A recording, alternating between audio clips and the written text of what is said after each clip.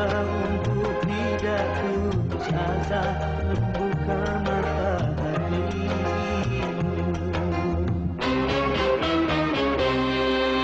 Ku coba menguatkan tabir penghalang cintamu dan cinta. Likey